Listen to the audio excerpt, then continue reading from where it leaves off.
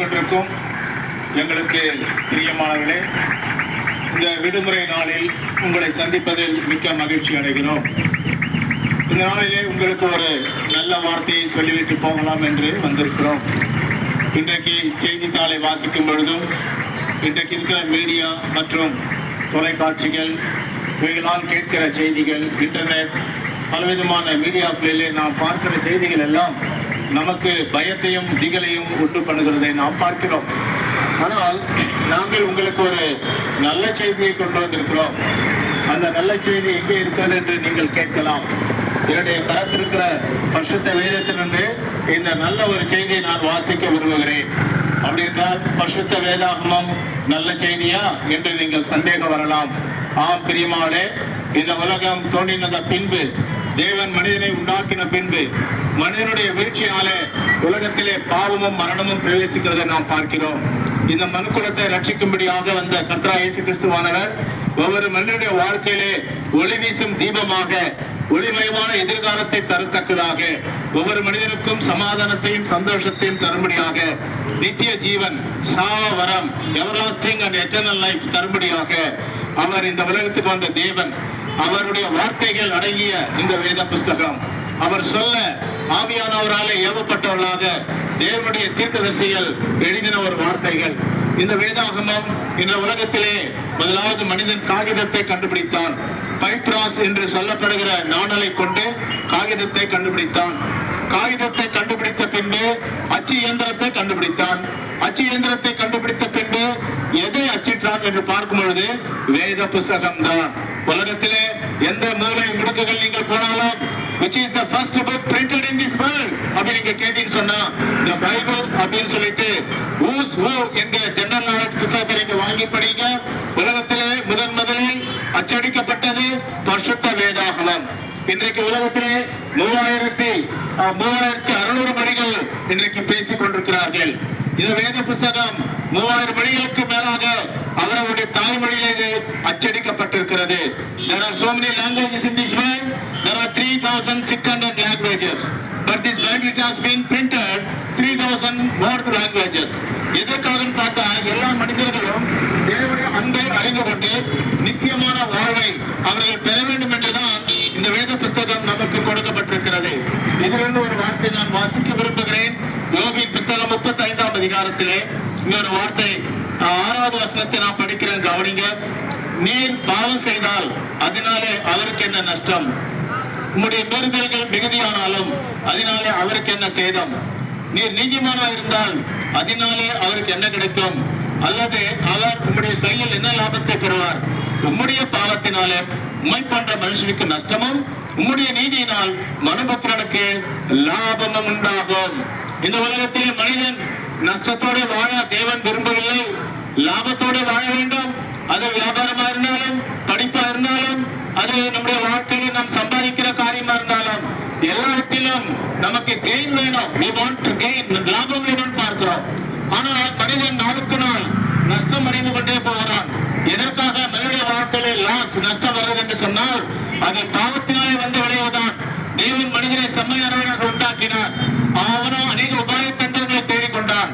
அவனுடைய வீழ்ச்சி, அவன் பாவத்திலே விழுந்து போனதினாலே முழு உலகமும் பாவத்திலே தள்ளப்பட்டிருக்கிறது. One man disobedience, darkness brought into this world. Truth rejected and becomes darkness. One man disobedience, ஒரு மனுஷனுடைய கீழ்ப்படியாமையினாலே உலகத்திலே பாவம் வந்தது. அந்த பாவத்தினாலே மரணம் வந்துகிறது. இவைகளிலிருந்து, இந்த நஷ்டத்திலிருந்து விடுபடுவதற்கு நாம் பாவத்தை விட்டு விலகி பரிசுத்தத்தை கடைபிடிக்க வேண்டும். தேவனுடைய நீதியை பெற வேண்டும் என சொன்னால் பாவத்தின் சம்பளம் மரணம். ஆனால் தேவனுடைய கிருபை வரம், அது தேவனுடைய கிருபை வரமானது நமக்கு லாபத்தை கொடுக்கக்கூடியது. பாவத்தின் விடுதலை கொடுத்து பரலோக ராஜ்யத்தை சென்றடையக்கூடிய ஒரு நம்பிக்கை நமக்கு தருகிறது.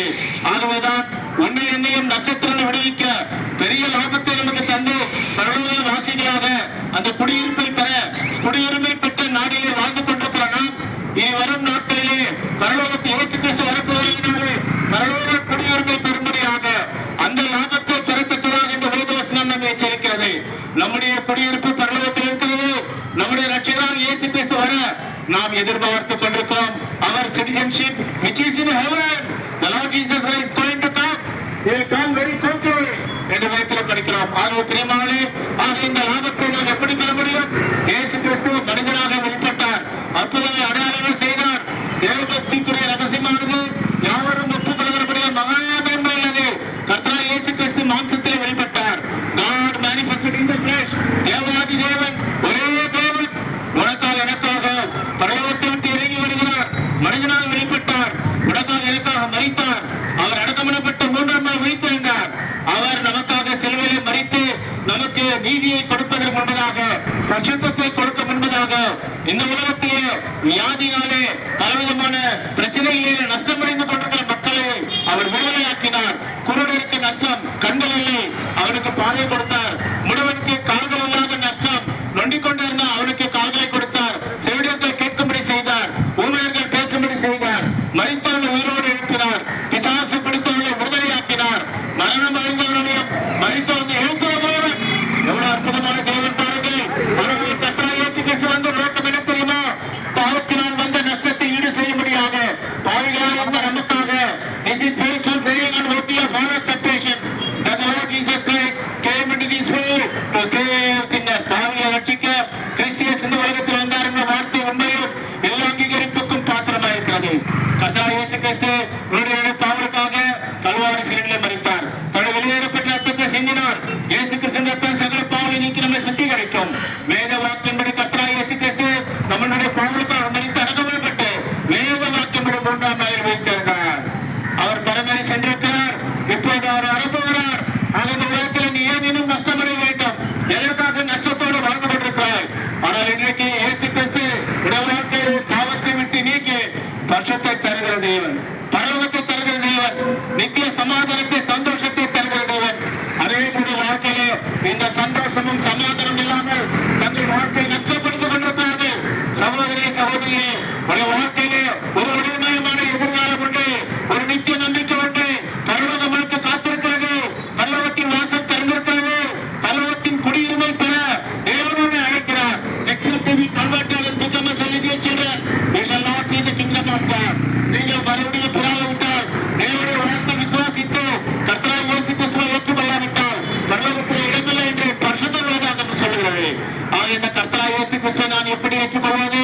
யாருக்காவது படத்தை கொடுக்கணுமா, மதத்தை மாற்றணுமா? ஒன்றும் தேவையில்லை. நீங்கள் இருக்கிற இடத்திலே உங்களுடைய பாவங்களை அறிக்கை செய்யுங்கள். நாம் நம்முடைய பாவங்களை அறிக்கைக்கு, நம்முடைய பாவங்களை மன்னிப்பதற்கு அவர் ஆண்டவராகிய இயேசு கிறிஸ்து உண்மையும் நீதியும் உள்ளவராயிருக்கிறார். தன் பாவங்களை மறைத்தால் வாழ்வடைய மாட்டார். அவரை அறிக்கை செய்து விட்டு விடுகிறவனோ இழந்தோம் பெறுவார், வாழ்வடைவான் தெரிந்தவனே. எவருடைய மீன்கள் மன்னிக்கப்பட்டதோ, எவருடைய பாவம் மூடப்பட்டதோ அவன் காட்டுவார். இந்த கர்த்தராகிய இயேசு கிறிஸ்துவை விசுவாசத்தில் ஏற்றுக்கொள்ளுங்கள். அப்ப நீங்களும் உங்கள் வீட்டார் அனைவரும் ரட்சிக்கப்படுவீர்கள். உங்கள் தேவனை சந்திக்க ஆயத்தப்படுங்கள். உங்கள் வாழ்க்கையில ஏற்படுத்த நஷ்டத்தை விட்டு விலகி லாபமான வாழ்க்கை, சந்தோஷமான வாழ்க்கை, சமாதான வாழ்க்கை, பரவலான வாழ்க்கையை நீங்கள் கர்த்தராகிய இயேசு கிறிஸ்து மூலமாக பெற்றுக் கொள்ளலாம். கர்த்தராகிய இயேசு கிறிஸ்து உங்களை ஆசீர்வதிப்பாராக. கூடுதலாக நீங்கள்